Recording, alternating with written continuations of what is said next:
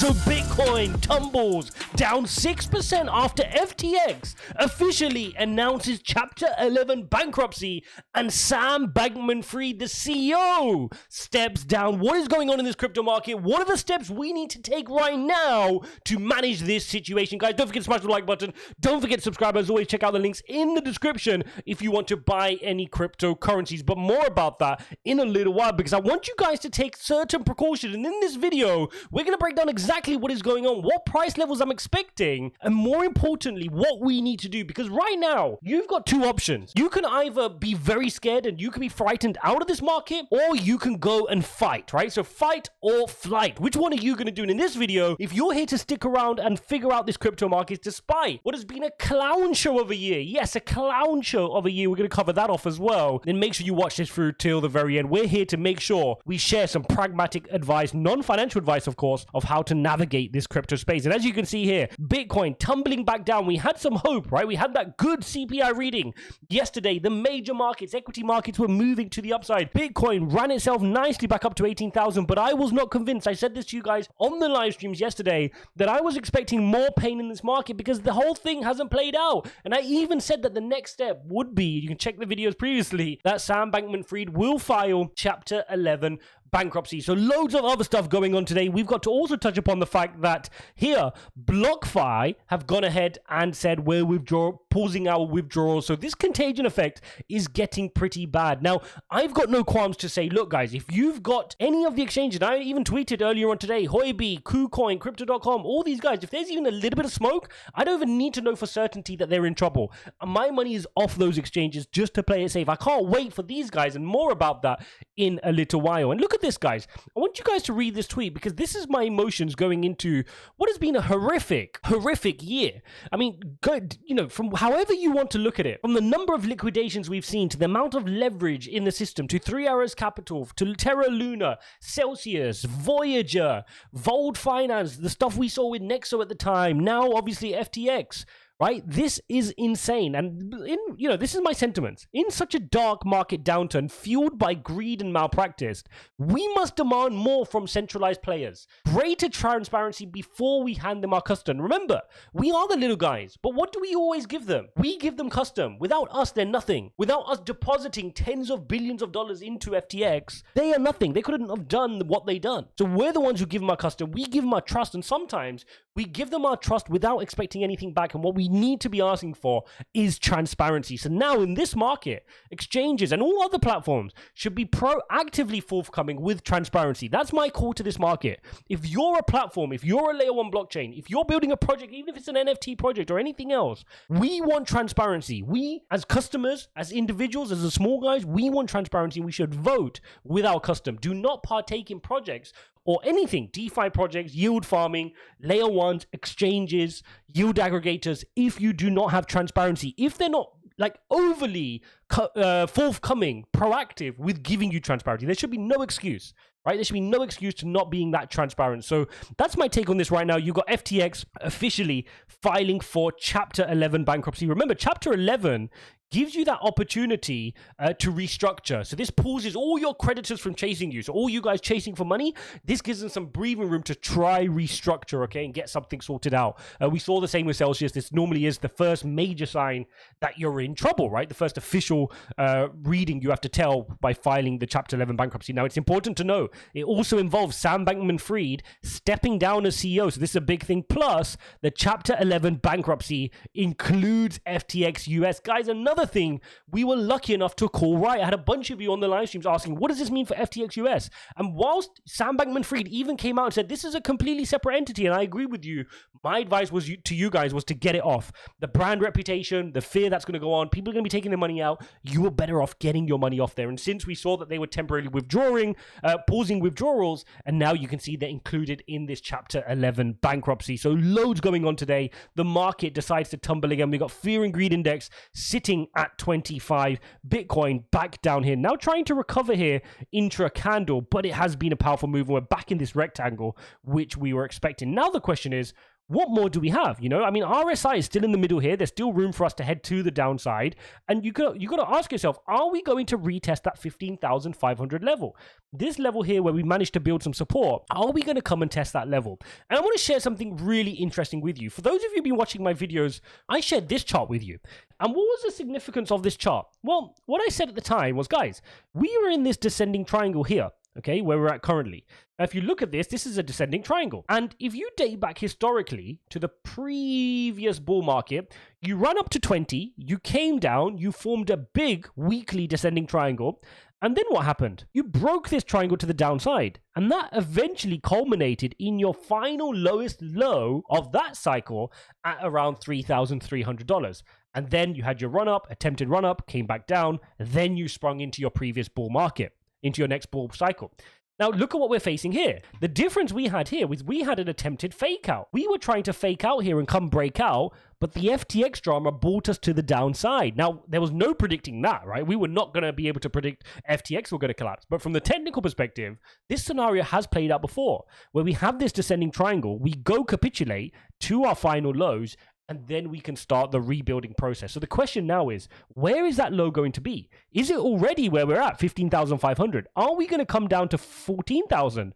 Or are we going to come to 10,000? Well, let's do a little bit more analysis to try to understand, right? And the best way to do this is let's go to the previous cycle. And if you go to the previous cycle and you take your measuring tool and you go from the high of around 20,000 to the low where you eventually bottomed out at around 3,000, that is 83.5% retracement from all-time highs.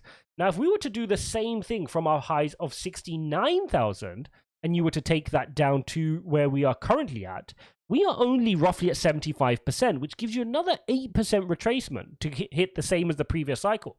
So falling 83% like the previous cycle brings you closer to that 11,000 range, which is quite interesting. So in other words, you know, this is not unusual. It is horrible. It's been a very bad year in terms of how the companies have been performing.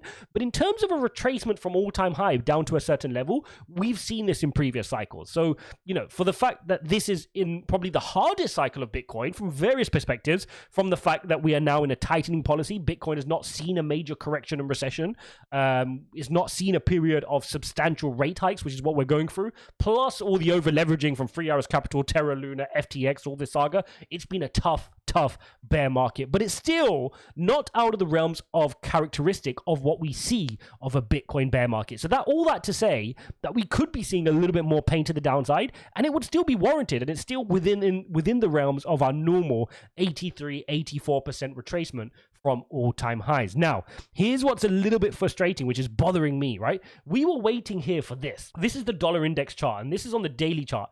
And look at this breakdown, guys. Look at the lines that we've got drawn, and look how perfectly this played out. We were in an uptrend. We predicted that we were losing steam. We broke the downtrend. We got the retest. We saw this coming down. We drew the lines perfectly. And now we're seeing huge weakness here on the dollar index. The CPI reading yesterday really helping the dollar index have another weaker day today. And remember, when this has a sustained period of down pressure, you would expect Bitcoin to take advantage of this. But all this stuff happening with FTX is really hanging over our heads here on crypto. And that is why it's really difficult to gauge where we're going, because the underlying market, whether you like it or not, is actually showing some signs of improvement, right? We covered off inflation yesterday. It's come down. Core inflation has come down to 6.3.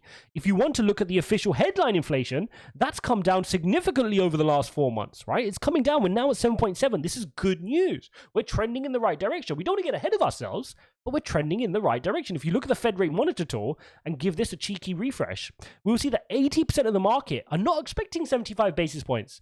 In December the 14th at the FOMC meeting, 80% of the market are expecting a 50 basis point rate hike. That is officially a pivot.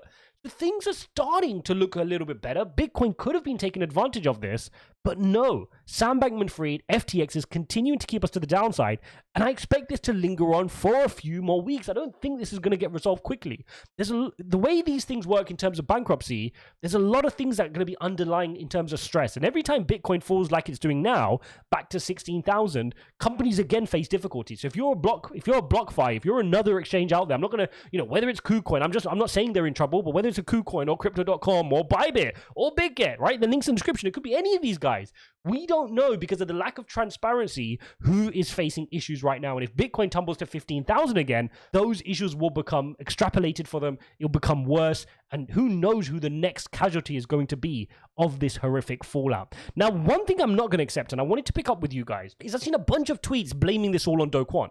Now, I'm the least fan of Do Kwon. You can see that from all the videos I've made. I've gone out and put my opinions very clearly on the internet about how I think he managed his business, his platform in terms of Terra Luna. But we cannot blame this on FTX or Luna, right? You cannot do that. If BlockFi now tumbles now, as an example, BlockFi never sorted itself out after Terra Luna. It just managed to float. It was just floating. It was just treading water, right? They were already in a pickle. They already had poor risk management. And these are just catalysts which are exposing them. Remember, when the tide goes out, you find out who's swimming without trunks, right? And that is what we're seeing right now. We're seeing who is doing that, who's not got substance behind their balance sheet. Yes, you can say FTX was the catalyst or Terra Luna was a catalyst, but they're not to blame for the shoddy risk management of all of these platforms. And they should be ashamed of themselves. And look, it's a sad time for crypto. It's a really sad time for crypto, and we need to learn from this. All right, guys, so now to my list of what you need to be doing right now in this market, okay? Because this is important.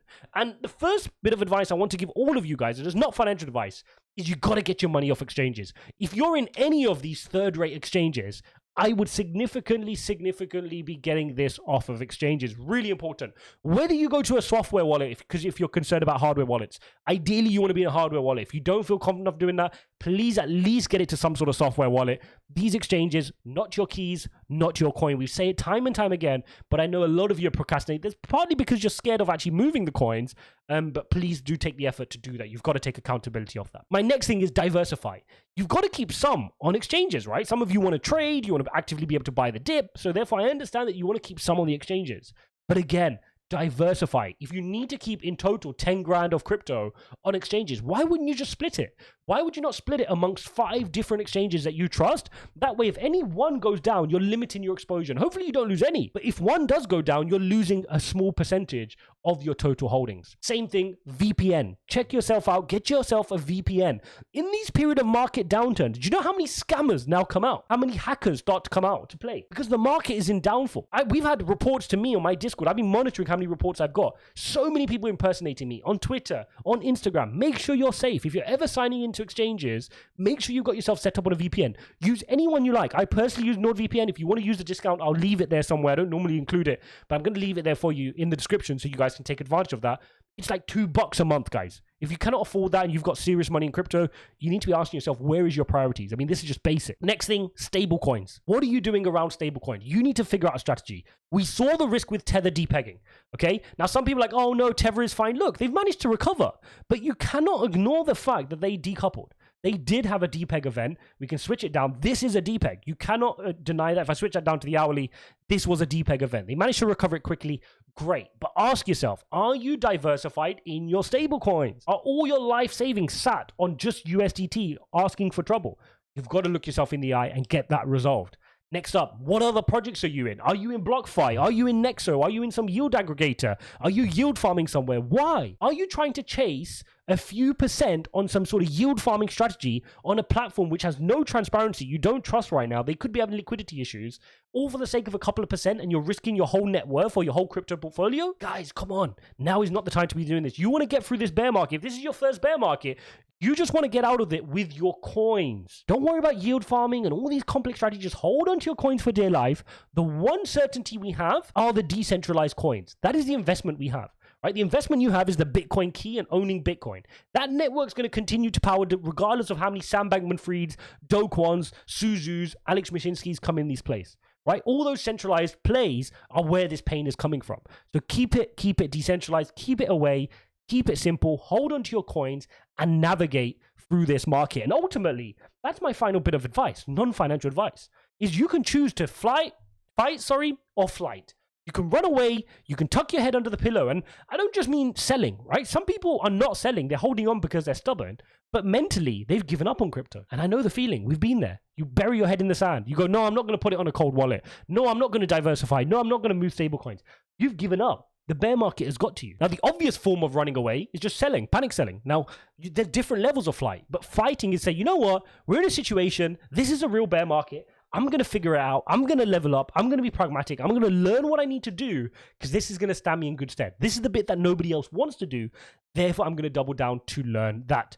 So there you have it, guys. Crazy times in the market. I'm expecting more pain, guys. And that is why I'm making this video, to make sure you guys are prepared for what is to come. The contagion effect, we predicted this yesterday. I expect it to continue. Yes, we can get rallies in Bitcoin because the underlying is good. And that's good news, because once we're done with FTX, once we're done with whatever the next scenario is going to be, whether it's BlockFi or if it's KuCoin or if it's Nexo or whoever else, it doesn't matter. I don't want to defame anybody. I'm just saying it could be anyone. After that happens, we've got a foundation where we can say we've only got the strong ones left now that have proven themselves, that are transparent, that aren't messing around with customer funds. And now we can get ready for our next bull market because inflation is starting to come down. We're starting to see the underlying traditional markets improve. A really strong day in equity markets yesterday, and maybe we can start to see some green. But first, we got to get through this pain. We got to flush out this excess greed, and then we're ready to move on. Thanks for watching this video, guys. Don't forget to smash up the subscribe button. If you appreciate this type of content, let me know in the comments. Go watch this video here, and I'll see you in the next one.